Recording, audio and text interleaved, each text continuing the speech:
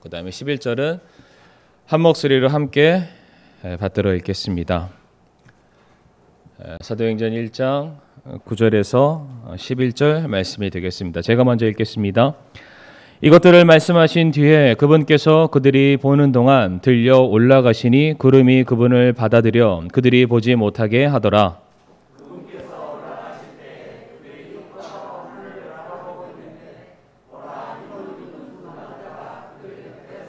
같이 읽겠습니다. 또 그들이 이르되 너희 갈릴리 사람들아 너희가 어찌하여 서서 하늘을 바라보느냐 너희를 떠나 하늘로 들려 올라가신 이 동일한 예수님께서는 너희가 그분께서 하늘로 들어가심을 본 그대로 오시리라 하니라. 아멘. 오늘 말씀을 위해서 함께 기도하겠습니다. 사랑과 은혜가 많으신 하나님 아버지, 이 시간 또 사랑하는 주의 백성들을 이 자리로 불러주심을 감사를 드리옵니다. 이 시간 또 저희들 하나님의 말씀을 사모하기에 또한 우리가 하나님을 예배드리는 것을 기뻐하기에 이 자리에 모였습니다. 이 시간 들려주실 말씀을 또 저희들이 마음속 깊이 새기게 하여 주옵시고 하나님의 영광만이 온전히 드러나는 이 복된 귀한 시간 되게 하여 주시옵소서. 혹여나 하나님 이 자리에 아직 구원받지 않은 분이 계시다면 구원의 놀라운 역사가 있게 도와주시옵소서. 예배의 시종일관 온전히 주님의 손에 맡겨드리옵니다. 모든 말씀 살아계신 예수 그리스도 이름으로 간절히 기도를 드리옵니다. 아멘. 자리에 앉으시겠습니다. 오늘은 사도행전 1장 9절부터 11절까지 말씀을 통해서 승천하신 예수님이라는 제목으로 함께 말씀을 나누겠습니다. 지난 5월 달은 가정의 달로서 각 주마다 특별한 메시지를 전해야 되는 상황이라 저희가 한 달 정도 이제 강해 설교 시리즈를 잠깐 멈췄다가 다시 새롭게 시작을 하겠습니다. 오늘 본문은 우리가 읽었던 대로 부활하신 예수님께서 하늘 보좌 위로 승천하시는 장면이 기록이 되어 있습니다. 3년 동안 동고동락했었던 사랑하는 주님께서 하늘 위로 승천하시는 모습을 바라보는 제자들의 심경은 어떠했을까요? 이 시간 제가 한번 퀴즈를 한번 내보겠습니다. 우리 제자들의 심경이 어떠했을까? 자, 1번. 예수님께서 승천하시는 그 모습을 봤을 때 갑자기 붕 떠서 하늘 올라가시는 예수님을 보고서 제자들이 놀랐다. 이게 1번입니다. 2번. 사랑하는 주님을 또다시 보내야 하는 아쉬움에 그들이 슬퍼했다. 3번입니다. 이렇게 가시면 안 된다. 예수님이 옷자락을 붙들고 못 가게 막아섰다. 마지막 4번입니다. 크게 기뻐하며 찬양을 돌려드렸다. 자, 1번부터 4번을 말씀드렸는데 손을 들지는 않겠습니다. 다만 마음속으로 성도님들이 생각하시는 그 정답을 한번 외쳐주시기를 바랍니다. 이 정답은 누가복음 24장 바로 그 끝부분 말미에 정확하게 우리에게 말해주고 있습니다. 누가복음 24장 51절부터 53절까지의 말씀 보게 되면 그분께서 그들을 축복하실 때에 그들을 떠나 위로 올려져서 하늘로 들어가시니라. 그들이 그분께 경배하고 크게 기뻐하며 예루살렘으로 돌아가 계속해서 성전에 있으면서 하나님을 찬양하고 찬송하니라. 아멘. 성도님들, 본문에 나와 있는 이 제자들의 심경은 어떠했습니까? 부활 승천하신 예수님의 모습을 바라봤던 제자들의 모습, 그들의 마음은 어떠했습니까? 성경은 말하기를 그들이 크게 기뻐하였다라고 말하고 있습니다. 제자들은 결코 예수님의 승천하심을 보고서 놀라거나 허망해하지 않았습니다. 떠나가시는 예수님의 옷자락을 붙들고서 못 가게 그들이 말리지도 않았습니다. 오히려 크게 기뻐함으로 그들이 예루살렘으로 돌아가게 됩니다. 그들이 예루살렘으로 돌아갔다 함은 예수님을 십자가에 못 박았던 그 순환과 핍박과 삶의 어떠한 위험과 요소들이 지금 가득해 있는 그곳으로 돌아갔다는 것을 의미하는 바이기도 합니다. 그들이 예루살렘으로 돌아가 계속해서 어디에 있습니까? 성전에 있으면서 하나님께 찬양을 돌려드렸다라고 말하고 있습니다. 지금 제자들의 그 마음속의 중심이죠. 그 크게 기뻐했다. 그들이 성전 안에 머물렀다. 이 함은 이 제자들의 이 상태가 굉장히 놀라운 변화를 지금 우리들에게 보여주고 있는 것입니다. 지금 예수님께서 부활 승천하시기 전에 있었던 사건이 무엇이었습니까? 바로 예수님께서 십자가 위에서 죽음을 맞이하는 그런 사건이었습니다. 제자들은 예수님께서 십자가에 못 박히시고 돌아가시는 그 모든 광경들을 바라보면서 어떠한 마음을 갖게 되었냐면, 이제 더 이상 예수님은 우리와 함께 할 수 없어. 이제 예수님이 우리 곁을 떠나셨어. 그들은 탄식하고 후회하며 슬픔과 낙심 가운데, 어떠한 제자들은 자기의 고향으로 돌아가기도 했고요, 어떠한 제자들은 자기가 다 내려놓았던 일터로 다시금 돌아가는 그러한 제자들도 있었습니다. 다시 말해 십자가 위에서 첫 번째 예수님을 떠나보냈던 그 경험을 했었던 제자들은 굉장히 힘들어했고, 굉장히 낙심했고, 굉장히 좌절한 상태였습니다. 그런데 오늘 본문 상황이죠. 다시 한번 두 번째 예수님을 그들의 곁으로부터 떠나보내야 되는 그런 상황이었습니다. 그런데 제자들이 어떠한 마음을 가지고 있습니까? 그들이 크게 뭐 했다고요? 기뻐했다라고 말하고 있습니다. 제자들이 크게 기뻐할 수 있는 이유는 무엇이 있겠습니까? 그것은 바로 예수님의 승천하심이 가지고 있는 그 승천하심이 우리에게 보여주는 너무나도 분명한 메시지와 교훈이 있기 때문입니다. 이것을 바꿔서 설명드리게 되면은 우리 역시 예수님의 승천하심에 대한 의미를 정확하게 알 수만 있다면, 본문에서 기뻐하며 감사하며 예루살렘 성전에서 날마다 하나님을 찬양했던 그 제자들의 모습이 오늘 우리들의 모습이 될 수 있을 줄을 믿습니다. 그러하기에 예수님께서 하늘로 들려 올라가심, 승천이 담고 있는 의미는 과연 무엇이 있을까? 가장 큰 주제로 예수님께서 승천하신 이유는 다른 것이 아니라 바로 새로운 사역 혹은 새로운 직분을 감당하시기 위해서 하늘로 올라가시게 되었습니다. 자, 예수님께서 하늘로 올라가셨다 하면 무엇이라고요? 새로운 사역을 감당하시기 위해서 올라가셨다. 우리가 이 부분에 대해서 살펴보기 전에 먼저 요한복음 3장의 말씀을 한번 찾아보겠습니다. 화면에 나올 텐데요. 요한복음 3장 가보게 되면 예수님이 니고데모와 대화를 하는 그런 장면 대목이 나옵니다. 요한복음 3장 13절 말씀 보게 되면 하늘로부터 내려온 자 곧 하늘에 있는 사람의 아들 외에는 아무도 하늘에 올라가지 아니한다라고 말씀을 하십니다. 예수님께서 친히 말씀하시기를 하늘에서 내려온 자는 누구밖에 없다? 나밖에 없다라고 말씀을 하십니다. 내려온 이가 나밖에 없기 때문에 당연히 올라갈 이 역시 누구밖에 없습니까?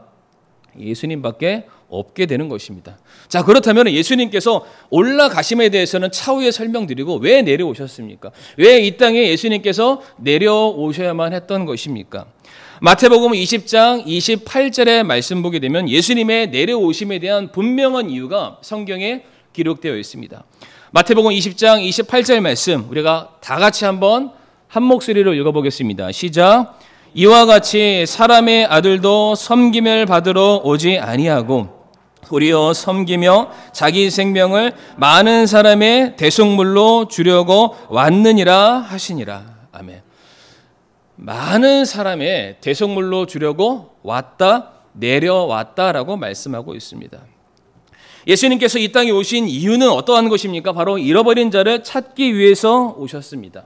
조금 더 구체적으로 말씀드리게 되면 하나님께서 자신의 형상을 닮은 우리, 저와 성도님들을 너무나도 사랑하셨는데 우리가 죄 가운데 방황하고 있고 우리가 죄 가운데 하나님께 나오고 있지 않고 그 죄로 말미암아 모든 관계가 깨어짐을 보시고 하나님이 안타까워하셔서 그 모든 관계를 회복시키시기 위해서 내가 너희를 사랑함을 입증하고 증명해 내시기 위해서 그 사랑의 증거물로 이 땅에 예수 그리스도를 보내시게 되었습니다.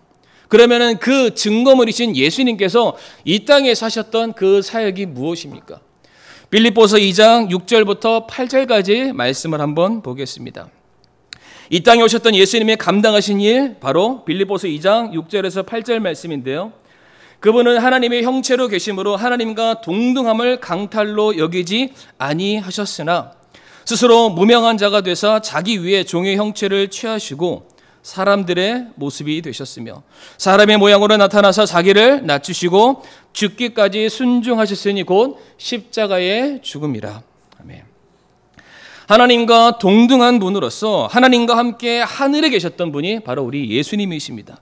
그런데 그분께서 우리를 구원하시기 위해서, 저와 성도님들을 구원하시기 위해서 친히 종의 형체, 사람의 몸을 입으시고 자기를 낮추심으로 또한 자기의 몸을 들이셔서 죽기 위해서 이 땅에 내려오셨다라고 말씀을 하십니다.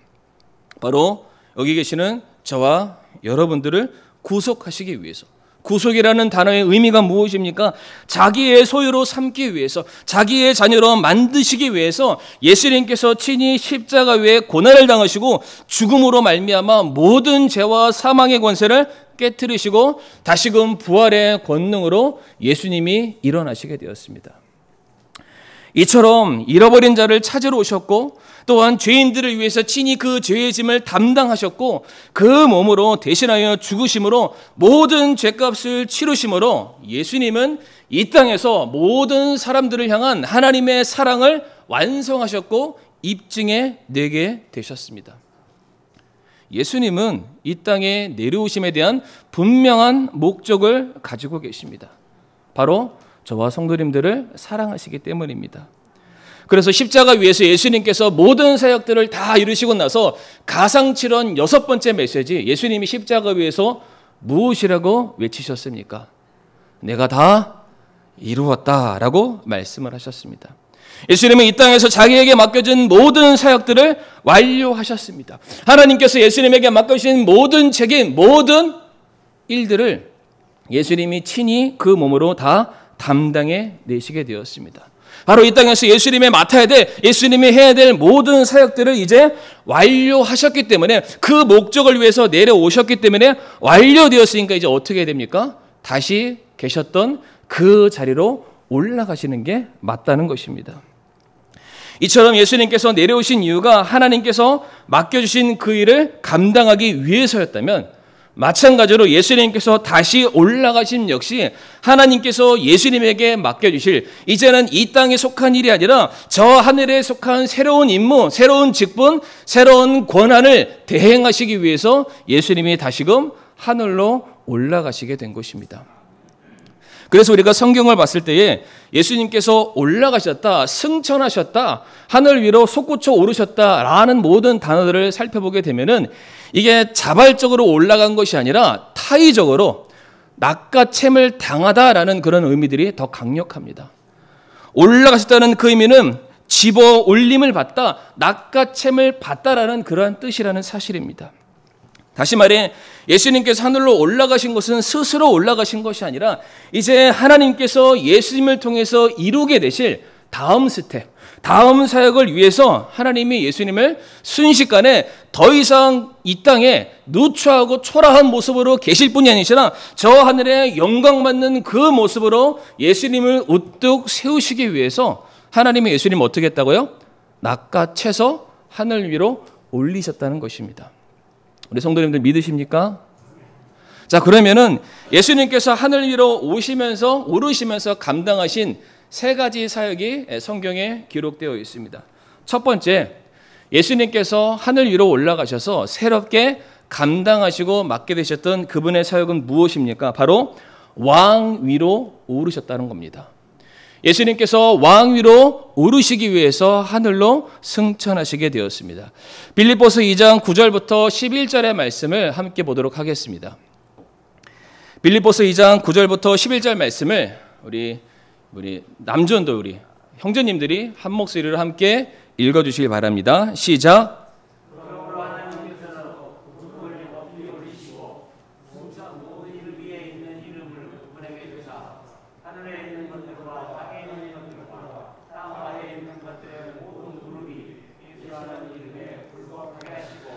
또 모든 혀가 예수 그리스도는 주시라고 시인하여 하나님 아버지께 영광을 돌리게 하셨느니라. 아멘. 이 땅에서 희생 제물로 혹은 대속의 제물로 내려오셔서 죽음을 경험하셨던 예수님께서는 또다시 희생 제물로서 그의 사역이 계속해서 이어지는 것이 아니라 이제 하늘 위로 오르셔서 모든 이름이 만방에 사는 모든 사람이 이제 그분의 이름에 굴복하고 무릎을 꿇고 그분을 주라고 시인하여 그분을 섬기고 예배하며 받들어야만 받는 왕의 역할을 감당하시기 위해서 하늘로 올라가셨다. 하나님께서 그 예수님을 그 역할 받으시라고 낚아채 올리셨다라고 말씀하고 있습니다. 사랑하는 성도님들, 예수님께서는 이 땅에서 죽음의 권세를 이기셨습니다. 예수님께서 죽음의 권세를 이기셨다라는 이 모든 말들은 예수님께서 마귀 사탄과의 싸움에서 이기셨음을 말합니다. 그런데 마귀 사탄과의 싸움을 이겼다 하면 마귀 사탄은 이 땅에, 이 세상의 공중의 권세 잡은 자다라고 성경은 말하고 있습니다. 다시 말해 예수님께서 죽음을 이기심은 마귀 사탄을 이기신 것이고 마귀 사탄이 가지고 있는 이 땅의, 이 세상의 공중의 권세를 예수님께서 다시금 가져가셨다. 예수님께서 이제 이 땅의 왕으로서 이제 통치하실 그 놀라운 사역이 십자가 위에서 이루어졌음을 우리에게 말해주고 있습니다. 사실 예수님께서는 원래 하나님과 동등한 분으로서 이미 하나님 보좌 우편에서 우리를 다스리시고 통치하시는 분이셨습니다. 다시 말해 예수님께서는 원래 자기의 자리로 돌아가셨다는 것이 더 정확한 해석이 될 것입니다. 이전에도 만물을 다스리시고 통치하셨지만은 이제는 죽음을 이기심으로 말미암아 모든 만민을 다스리실 만왕의 왕, 만주의 주가 되셨음을 하나님께서 친히 성경을 통해서 말씀해 주고 계십니다. 당연히 예수님께서 우리의 왕이 되셨기 때문에 우리가 그분을 섬기고 따르는 것이 맞습니다. 그런데 이 왕 대신 예수님께서 친히 인간의 몸을 입으시고 이 땅에 내려오셔서 우리를 대신해서 십자가 위에서 모든 죄를 사하심으로 말미암아 그 왕 대신 주님이 저와 성도님들을 누구보다 친히 사랑하고 자기 몸처럼 아끼고 사랑한다는 그 증거를 우리가 십자가를 통해서 확인하게 되었습니다. 그러니까 그 왕 대신 주님이 우리를 어떻게 하시는 분이십니까?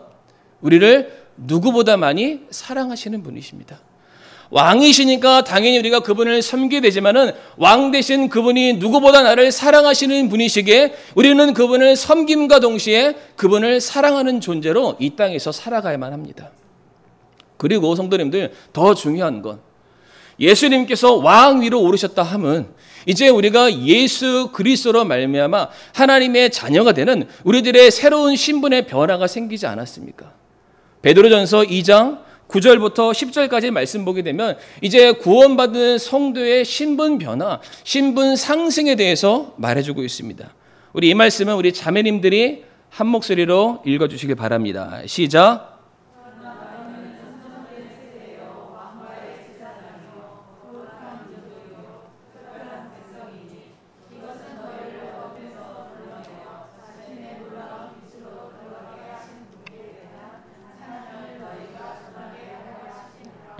너희가 지나간 때에는 백성이 아니었으나 이제는 하나님의 백성이요 긍휼을 얻지 못하였으나 이제는 긍휼을 얻었느니라. 아멘.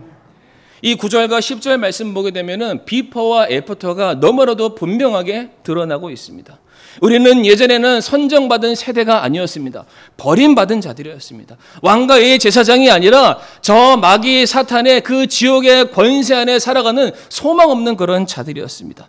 또한 거룩하지도 않는 죄 많은 백성들이었고 특별한 백성이 아니라 그냥 내팽개침을 당한 그런 사람들이었습니다. 그러나 이제 예수 그리스도로 말미암아 예수님께서 우리를 위해 친히 담당하신 십자가의 놀라운 구속의 사역으로 말미암아 우리의 삶이 완전히 180도 새롭게 변화하게 됩니다.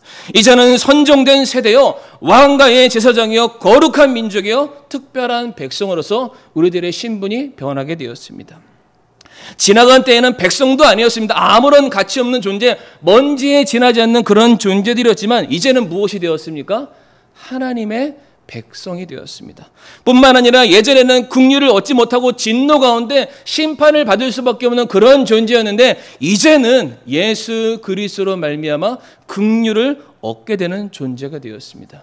이제 예수 그리스도께서 십자가 위에서 단지 저와 성도님들의 죄의 문제만 해결하는 것으로 끝이 아니라 이제 그분께서 왕 위에 오르시게 됨으로써 그분에 속한 그분의 권속 안에 들어가 있는 저와 성도님들 역시 무엇이 되었습니까? 이제 왕가의 혈통이 되었고 하나님의 자녀가 되어서 모든 특권과 모든 권세와 모든 은혜를 누리는 자격을 우리가 얻게 되었던 것입니다. 이것을 알고 있는 제자들이 예수님께서 부활 승천하시는 그 모습을 바라보면서 그들이 슬퍼하지 않았던 것입니다. 그들이 허망해하지 않았던 것입니다. 예수님 올라가시는 그 옷자락을 붙들고 예수님 올라가셔서는 안 됩니다 라고 말하지 않았다는 것입니다. 왜요? 예수님이 올라가심이 곧 예수님께서 왕권을 다시금 새롭게 회복하시는 시간이 될 것이며 바로 그 모든 왕권이 내가 누리게 될, 내가 받게 될 축복이요 은혜이기 때문입니다. 제자들이 이것을 알았기에 예수님이 올라가심을 바라보면서 크게 어떻게 했다고요? 기뻐했다라고 말하고 있습니다. 두 번째로 예수님께서 하늘 위로 오르시면서 그분이 담당하시게 된 새로운 사역은 무엇입니까? 바로 우리를 중보하시기 위해서 예수님께서는 승천하시게 되었습니다. 우리 다 같이 히브리서 4장 14절 말씀 우리 한 목소리 함께 읽어볼까요? 시작.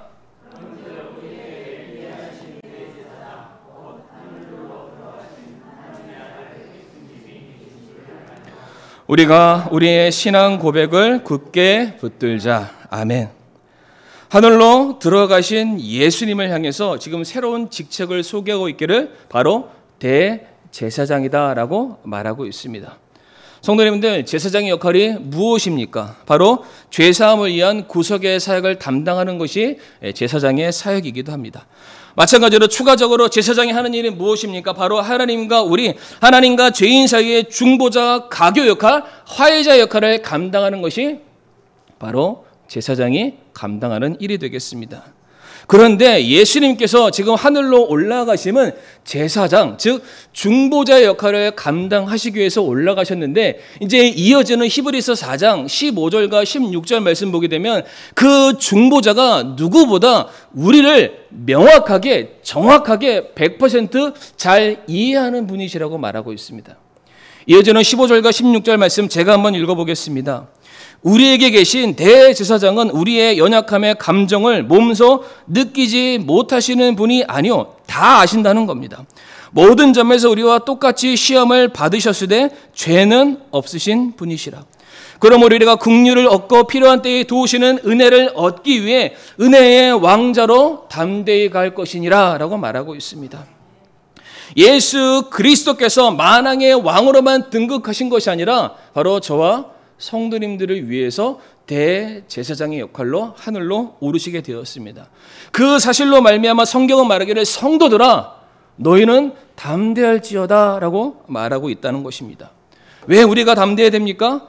예수님께서 이 땅에 내려오심은 예수님께서 이 땅에 내려오셔서 인간의 몸을 입으심은 정확하게 저와 성도님들을 대변하시기 위해서 우리가 이 땅에서 짊어져야 되는 삶의 문제, 고통의 문제, 슬픔의 문제, 낙심의 문제를 예수님께서 저 멀리 하늘에서 눈으로만 보시는 것이 아니라 자기 몸으로 그 모든 것들을 체득하심으로 말미암아 누구보다 명확하게 하나님께 그것을 중보하시기 위해서 우리의 모든 기도, 우리의 연약한 말, 이 무지한 말, 이 모든 것들에 그것을 예수님께서 친히 그것을 해석하시고 그것을 하나님께 이해시켜 드림으로 말미암아 은혜 받을 수 없는 우리, 응답 받을 수 없는 우리가 은혜를 입고 응답을 받을 수 있는 축복을 우리에게 주시기 위해서 예수님께서 친히 하늘 위로 올라가셨다라고 말씀하고 있습니다. 저는 이 부분을 묵상하다가 문득 이런 생각을 한번 가져보게 되었습니다. 그게 뭐냐면 예수님께서 부활하셨을 때 예수님의 부활에 대해서 믿지 못하는 한 제자가 있었습니다. 혹시 그 이름 기억나시죠? 우리 주부분들이 막 이렇게 하시는 거예요. 도마가 있습니다.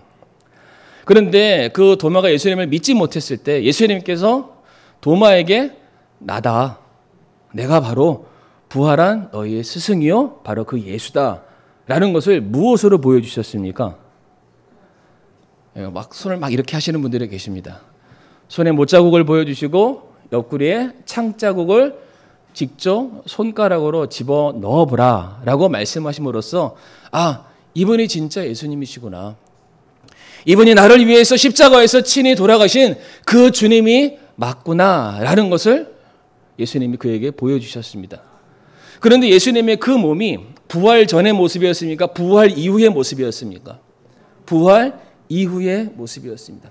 예수님은 부활하셨을 때 그 몸의 모든 흔적들, 우리를 사랑하신 복음에 대한 모든 흔적들을 예수님은 몸 안에 다 가지고 계셨습니다. 그 흔적들은 사라지는 흔적들이 아니었습니다. 예수님께서는 그 몸을 입으시고 지금 어디로 올라가셨습니까?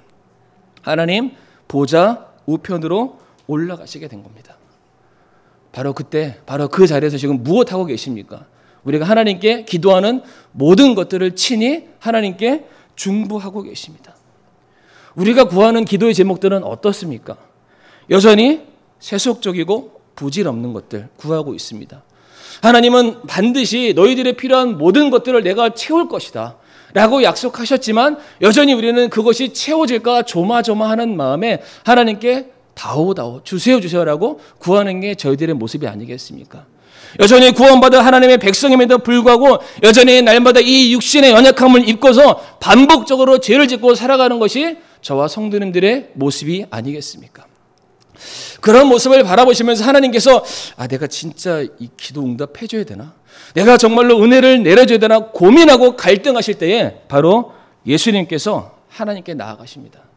그리고 자기 손에 있는 못자국, 자기 옆구리에 있는 창자국을 보여주시지 않으실까?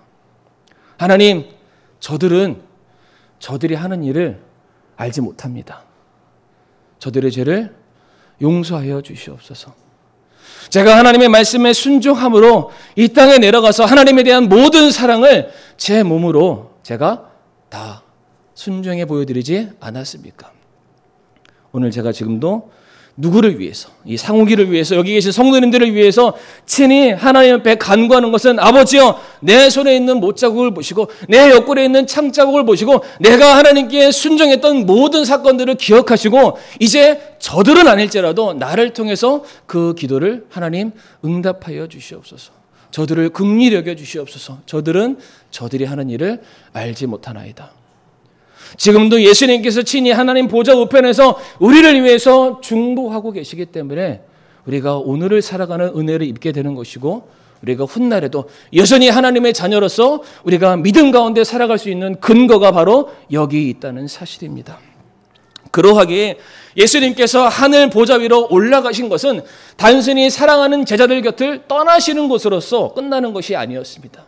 예수님은 그들을 너무나도 사랑하시기 때문에 제자를 포함해서 하나님의 자녀 되기를 소망하는 모든 사람들을 너무나도 사랑하시기 때문에 이제 그들의 필요들을 날마다 그들이 간구하는 모든 것들을 친히 하나님 곁에서 이루어 주시고 전해 주시고 그것을 응답하는 은혜를 내려 주시기 위해서 지금 예수님은 공생의 사역 때보다 그분이 살아 계셨을 때보다 더 열심히 쉬지 않고 일하고 계심을 믿으시길 바랍니다. 사랑하는 성도님들, 예수님께서 하나님 보좌 우편에서 우리의 모든 필요를 대신해서 간구하고 있다는 이 사실은 우리가 오늘도 주의 이름으로 무엇이든지 능히 구할 수 있으며 내가 지금도 하나님의 백성이라는 자부심 가지고 살아갈 수 있는 근거가 됨을 기억하시기를 바랍니다. 세 번째로 예수님께서 하늘 보좌 위로 올라가셨다 함은 무엇을 위해서입니까? 새로운 사역과 새로운 직책을 위해서인데 그것은 다름 아닌 바로 천국을 예비하시기 위해서 승천하시게 되었습니다. 예수님께서는 공생의 사역 가운데 이미 제자들에게 수차례 내가 아버지께로 가야 된다. 내 아버지가 계시는 저 하늘로 내가 올라가야 한다라는 것을 수차례 반복해서 가르치셨습니다. 요한복음 14장 2절부터 3절까지의 말씀도 보게 되면 내 아버지 집에 거할 곳이 많도다. 그렇지 않으면 내가 너희에게 말해 주었으리라. 내가 너희를 위해 처소를 예비하러 가노니 올라가노니 가서 너희를 위해 처소를 예비하면 내가 다시 와서 너희를 내게로 받아들여 내가 있는 곳에 거기도 너희가 있게 하리라 라고 말씀하십니다. 지금 예수님께서 무엇을 하기 위해서 하늘로 올라가셔야 된다라고 말씀하고 있습니까? 예수님께서 무엇을 만들어내시기 위해서 내가 아버지께로 갈 수밖에 없다라고 말씀하고 계십니까? 그것은 다른 것이 아닙니다. 구원받은 모든 성도들이 앞으로 영원토록 머물게 될 처소, 천국, 하나님의 왕국으로 우리를 인도하시기 위해서 그것을 예비하러 가시겠다라고 말씀하고 있습니다.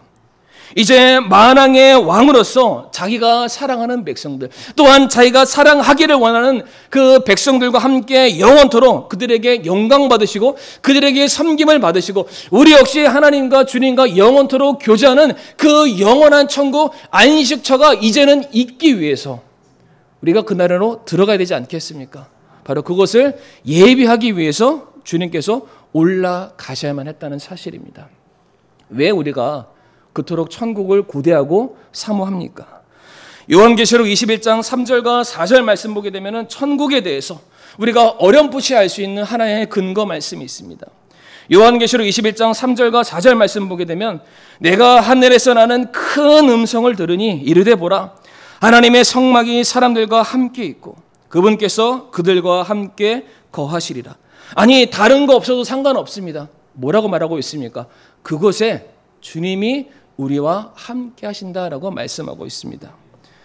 그들은 그분의 백성이 되고 하나님께서는 친히 그들과 함께 계셔서 그들의 하나님이 되시리라. 또 하나님께서 그들의 눈에서 모든 눈물을 씻어 주시리라. 다시는 사망이 없고 슬픔도 울부짖음도 없으며 또 아픔도 다시는 없으리니 이는 이전 것들이 지나갔기 때문이니라. 성도님들, 이 말씀은 우리가 장례식에서만 들어야 될 말씀이 결코 아닙니다. 지금 이 땅을 살아가고 있는 우리들, 우리가 이 소망 없는 이 땅에 살아가는 우리들이 우리가 훗날 가게 될 우리에게 분명하고 명확한 하나님의 약속인 저 천국은 우리가 이 땅을 살지만은 우리가 영원토록 생각하고 바라보고 마음속에 되뇌야 될 장소가 되어야 될 줄을 믿습니다.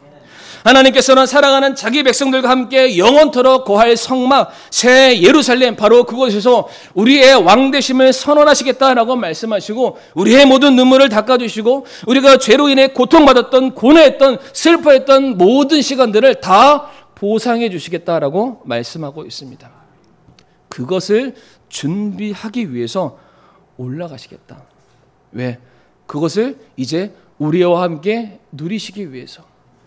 우리가 앞으로 그곳을 가야만 하기 때문에 우리가 그곳에서 우리가 사랑하는 주님과 함께 영원토록 영생복락하며 예배와 찬양과 영광을 넘치는 그러한 교제가 영원토록 지속되어야 되기 때문에 주님께서는 그것을 준비하시기 위해서 오르셔야만 했습니다. 이것을 제자들이 알았던 것입니다. 비록 예전에는 예수님께서 이 땅에 왕으로 서실 때 누가 좌의정 앉고 누가 의정 앉습니까? 물론 그랬던 연약한 모습들도 그에게 있었지만은 이제 예수님께서 만왕의 왕으로 다시금 통치하실 그 나라는 누가 더 높고 누가 더 낮고 이러한 것으로서 계산되는 곳이 아니라 영원토록 행복하고 주님께서 약속하신 모든 축복들이 보장되어 있는 그 나라로 내가 들어갈 수 있는 이 시작점이 바로 예수 그리스도께서 승천하심으로 말미암아 이제 스타트가 된 것입니다. 그러니까 그들의 마음속에 무엇이 생길 수밖에 없으니까 크게 기뻐할 수밖에 없는 것입니다. 두근두근 떨리게 되는 것입니다. 왜 그렇습니까? 예수님께서 오시겠다 하셨던 모든 말씀들이 그분이 오시고 십자가에 오르심으로 말미암아 100% 다 성취가 되었습니다.